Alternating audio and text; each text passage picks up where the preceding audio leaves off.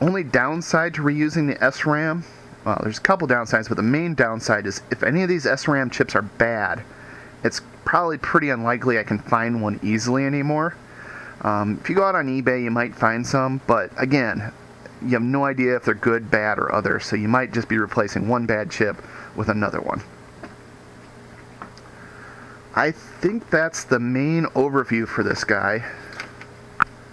So I'm just going to hop right into it and start taking some of the auxiliary hardware that I don't need, mounting posts and so on, off, just so it doesn't get snagged on stuff.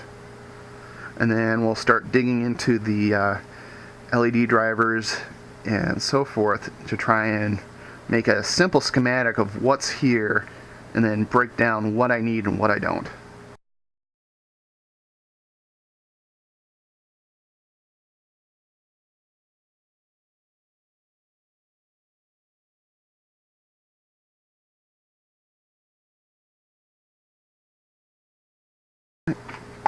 Looking on the back side here, you can see the column drivers.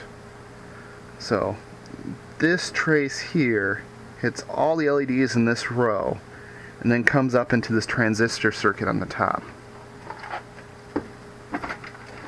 Now there's multiple ways you can go around tracing circuits. I typically like starting at the point where I'm most interested in, or the feature that I most want to keep, and working my way out from there. That way, if there's some, side circuit which you're not interested in, you can just completely ignore it. Or in my case, if you don't care about the main processor because you're going to replace it anyways, once we sort of get down into this corner, it's like, oh, yep, here's the bus coming in. Okay, I can ignore this other accessory stuff because I'm just never going to use it. So, for lack of a better reason, I'm going to start with this LED in this corner and start tracing it back in both directions to the first logic gate and then work on the other side. So this is my cheat sheet of chips, coming useful later. And where's my little resistor?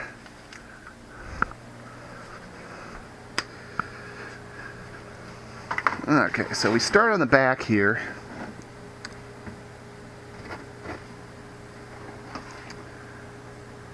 And this LED, one side comes up one hole over. Comes up. Which is right there. So we got a red, red, black, which I think is a 220.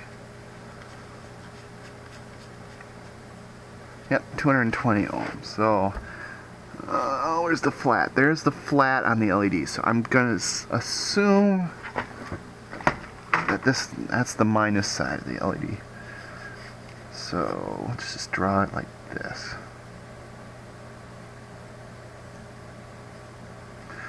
So there's our first LED. Now you got, this is your column, and then this is your row connection. So the top of the column hits a 220 ohm resistor. From there it goes into this little guy. Now from my digging before, I found out this is a PN222 NPN transistor, and it's emitter based collector coming out at the bottom. So that would be the collector.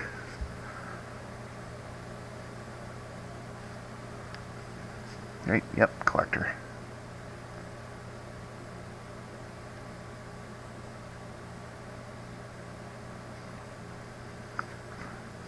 Now the emitter goes to this bus bar across the top.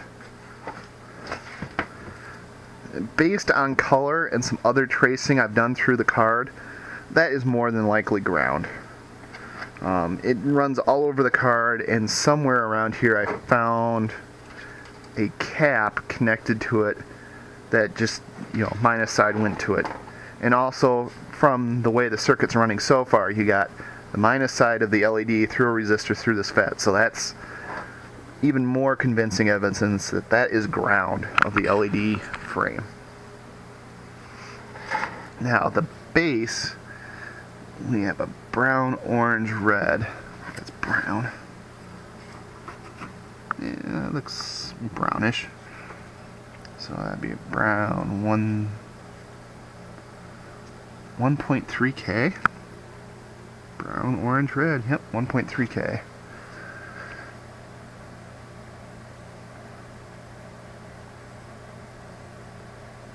Resistor. And then we also have a purple, green, brown. Some of these resistors are a little hard to tell the color of the bands after a while because they start to fade. So purple, 75.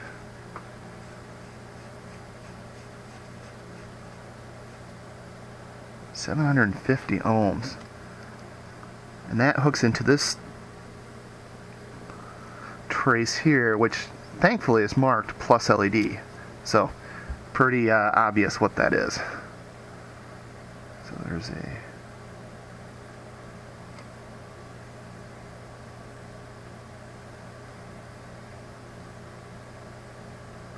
now 750 ohms is a pretty strong pull-up, so I'm kind of surprised it's that high. Now on the back of this guy, right there, that 750 ohm LED comes in, and there's this little pad of 8 pads which has nothing populated.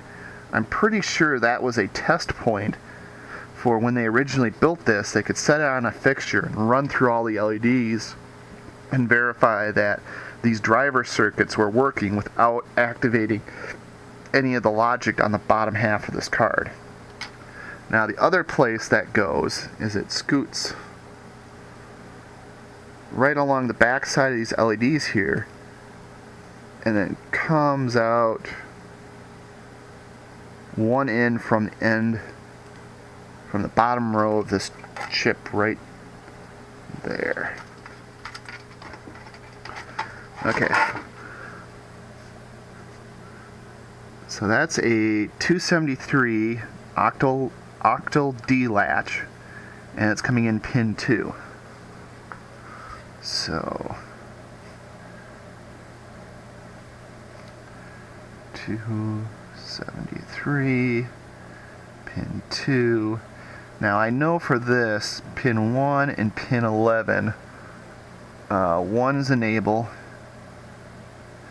and 11's clock, which that will become more important lately. But pin 2 goes where? You know, I know it's an output, I just don't know which output and which it's input to. So again, before I started this, I went out and grabbed data sheets for everything. So let me just find 273. Now unfortunately I didn't really arrange these well. 273. Yep, 273.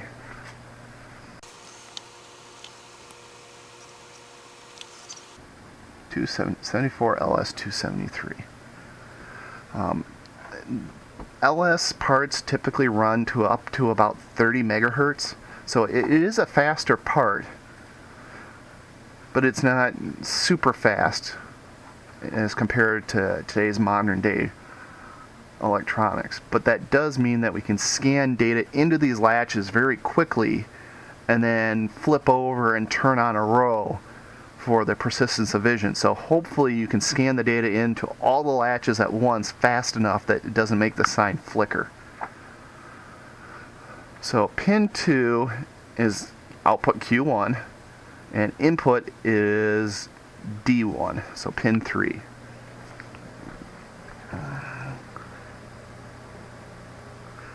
So pin 3, right there, you can see this trace coming into it, and I bet if we pulled this chip out, we'd see it follow around and over into pin 3 on this one, and so on and so forth down that. So we're back to a bus. So I'm just going to leave that off right there for now. along with the clock and enable pins, which is pin 1 and pin 11, for later when we actually start tracing through all this stuff down here. Now I'm going to flip over to the row drivers, which is up here. Now, it's kind of hard to see in here, especially for this top row.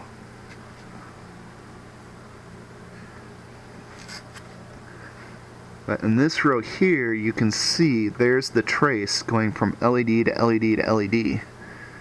Now for this one,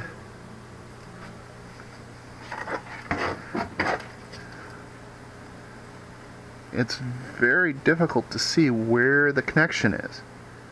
Now, I know it's connected to these transistors somewhere, because they wouldn't populate the transistor and the LEDs if they didn't go anywhere. Okay, so the connection comes in right there. It's just glare on the card sort of made the dark green and the light green look the same, so couldn't see it. Oh, another thing about this is it's a double-sided card. There's no internal planes that we need to worry about. So your more modern electronics have multiple layers of traces sandwiched inside of the raw card, as well as the top and bottom layer.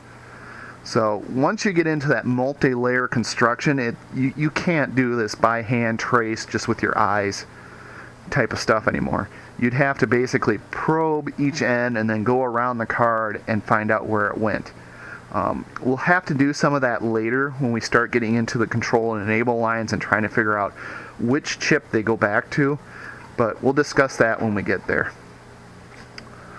So these chips here, or these transistors here, are 2N6668 PNP power transistors in a 2220 package. Now the reason why they use such a beefy transistor here versus here is when any of these are turned on, more than likely there's only one LED connected to it turned on. But when he turns on, you could have this whole row of LEDs turned on.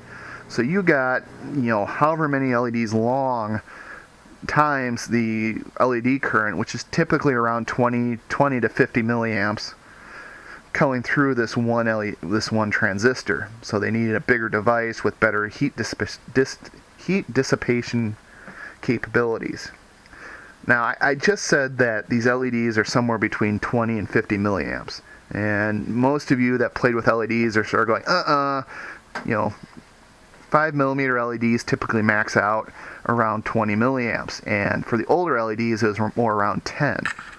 That is correct for continuous LEDs. So if you have it hooked up to a power source and leave it on 24/7, yeah, it's in that 10 to 20 milliamp range. But in this case, they're only turning these LEDs on for a split portion of a second, and then they set off for while it's scanning the other rows. So the duty cycle is 1/8 of a second, or 1/8 of whatever their time base is. So since you're on for such a short period of time and then off for the remainder, you can actually run more current through the LED, get more light, but that also results in more heat. So you need to sort of balance your on and brightness time versus your off time to give the LED die enough time to cool, so it doesn't heat up to the point where the little bonding wires inside the chip either separate and open circuit, or the die itself cooks and shorts out. So back to this. So PNP transistor, and they're pinned out base emitter collector. Nope, sorry, got that wrong. Base collector emitter. So knowing that, so base would be on this side, so base is towards me. So the collector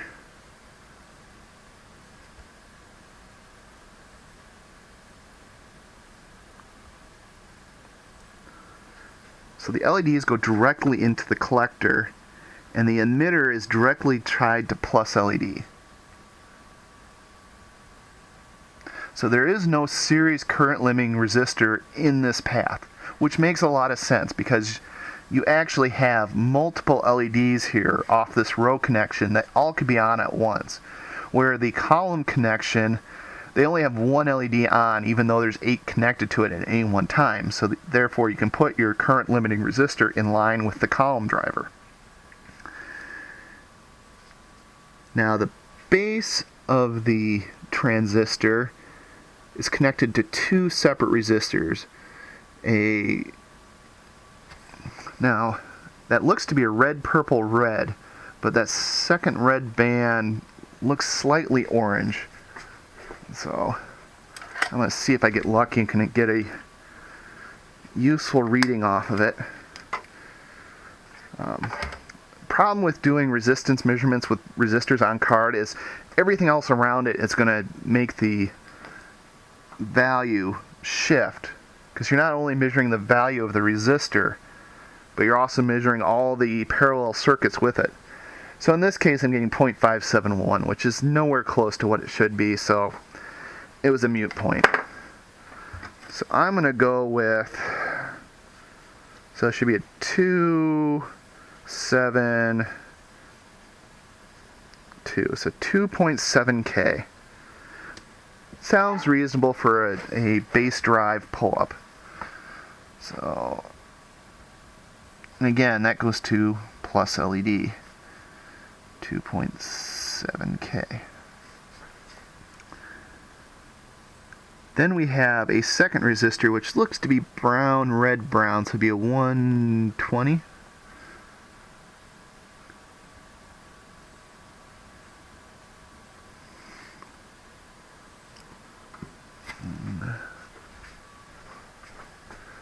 Sometimes you just get a little more light. Nope, that's not helping any. 720 ohm resistor going to not sure. So go to the back, and on the back side, boy, complex little bugger. So that top resistor hooks to that pad, and the bottom side resistor goes to a trace going down. Now what I don't know here is exactly, this pad here is hooked to that guy. That I could see. Now the question is this pad here hooked to anything else? Like plus LED? Nope. Or the neighboring one? This pad here is hooked to plus LED.